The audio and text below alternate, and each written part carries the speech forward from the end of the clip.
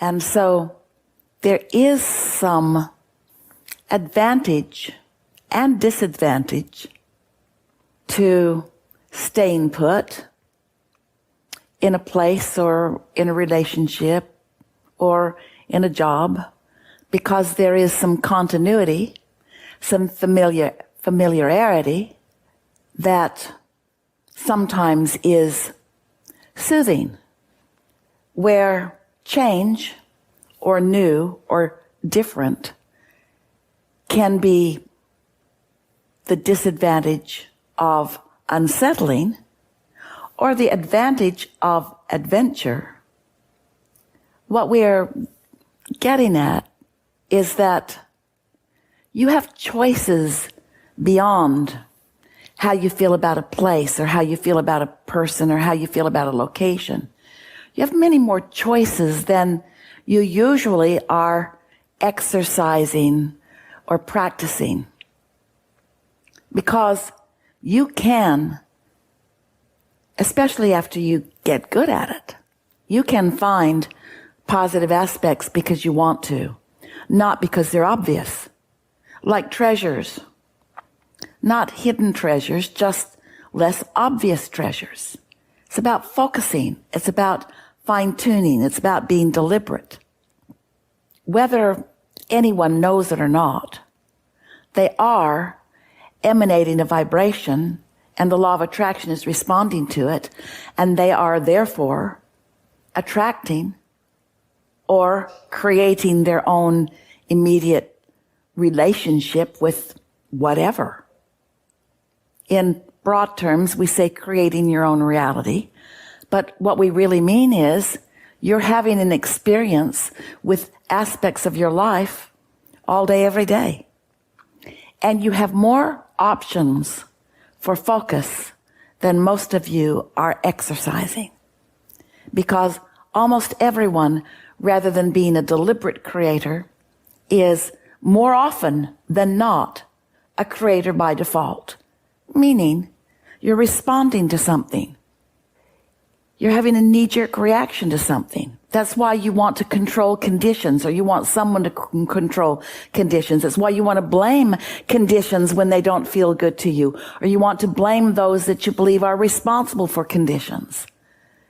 But that is entrapment. That is creating with such lack of control that it will lead to greater and greater momentum of negative emotions. You'll go down all the way down the emotional scale.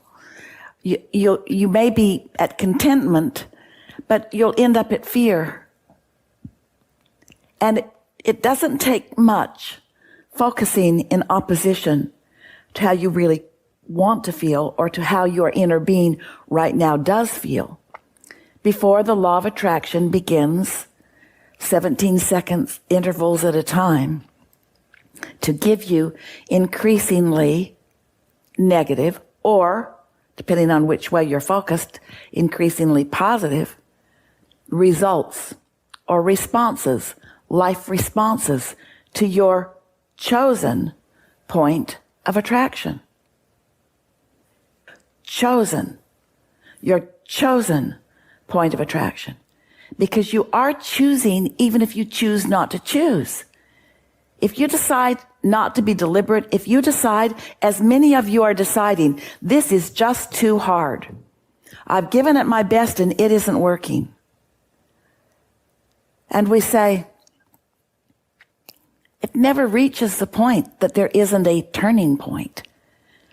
Perhaps it would be helpful for you to understand there's no one giant turning point. It's many, many, many, many, many intermittent turning points. It really is as simple as caring about how you feel now and doing your best now to feel better. But in all of this conversation of you are the creator of your own reality, and the law of attraction is always responding to the vibration that you're emanating, and whatever you're offering, more like it is coming to you. And you get what you think about whether you want it or not. With all of these words that you have heard coming from us to you and from all of your responses to it. The thing that we most want you to hear right here and now is that if you've decided, and some of you have decided by default because you haven't decided otherwise. In other words, if you're not choosing to be happy, you're choosing by default to be not happy. If you're not choosing to be deliberately focused, you're choosing by default not to. You got to decide, is this world that you are living in going to get you by the tail and just whip you around? Are you a cork bobbing on a wild and raging body of water out of control? Or do you have the ability to focus? And we know you do. Or are you in an attitude of arguing for your limitations because right here, right now, your choices feel more limited to you? And so we're wanting to begin this conversation here today by assuring you that your choices are not limited. And when you argue for limitation, you're headed right down the emotional scale every single time, to the point of really coming to believe that others have control over you, or that it's just your fate for things not to go well. You come up with ridiculous stories of unworthiness. Some of you are just whining and complaining, arguing for your limitations. That word whining, we don't mean disrespect, but we do want to get your attention with it. Are you just venting your dissatisfaction with your own not yet practiced ability to focus into a thought that gives you some relief? Because that is the complete scenario of what deliberate creating is. It is in any moment in time being able to make a conscious choice of feeling a little better or feeling a little worse. And we know for sure that you are never without the ability to make that choice. However, you may not have decided to make that choice. You may just be tired, worn out, defeated. You may have decided to blame somebody else for your not understanding something or for your not being able to apply it. But you have an inner being who's always got your back, who knows everything you want, and who's always focused in the direction of that. And so, if you feel negative emotion, when you feel negative emotion, that's guidance, letting you know you could make a better feeling choice. And right now, when you are aware that you don't feel so good, is an excellent time to make that choice, because you can tell what feels a little better and what feels a little worse. You didn't sign on to this life experience to be a reactor. You signed on to be a creator, a deliberate creator. You didn't say, I'll observe and react. You said, I'll observe and decide. Now, you might say that a decision is a reaction. That would be fair. But we would want to add a decision to react is not a knee-jerk reaction. It's a getting out ahead of it reaction. It's a I create my own reality reaction. It's a decisive attitude that will serve you so well. If you just decide that you're going to feel better, or decide that you're going to understand this, or decide that you can figure it out, or decide. There is so much power in decision because you've decided this and this and this and this and this. Hear this. Every time you knew what you didn't want, you decided a bit about what you did want. And every time that happened to you, which was hundreds of thousands, if not millions of times in this one physical life experience, every time that life experience provided for you that vibrational decision, your inner being stood with your decision and stands with your decision and broadcasts about that decision. And that's why you can feel the discord when you are going against your own decision. We are not saying that there are not things that happen that sort of blindside you or catch you off guard. During what Esther calls her preparation time, she sets hours aside to focus and to allow us to consider. But it's a serious tuning experience for Esther. She tunes so that that can happen, so that which she is, which is the receiver and translator, is tuned to the broadcaster. It matters. That's why this happens the way it does. And just a few minutes before, she received a phone call from another city where she has a house, and it was the utility company saying that they'd hit a gas line in an adjacent property, and they needed immediate access to her property. Well, Esther is not there, has not been there in a while, and no one is there.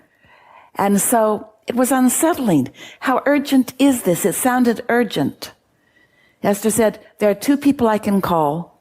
One of them will surely be available. Turns out both of them were, but it was unsettling.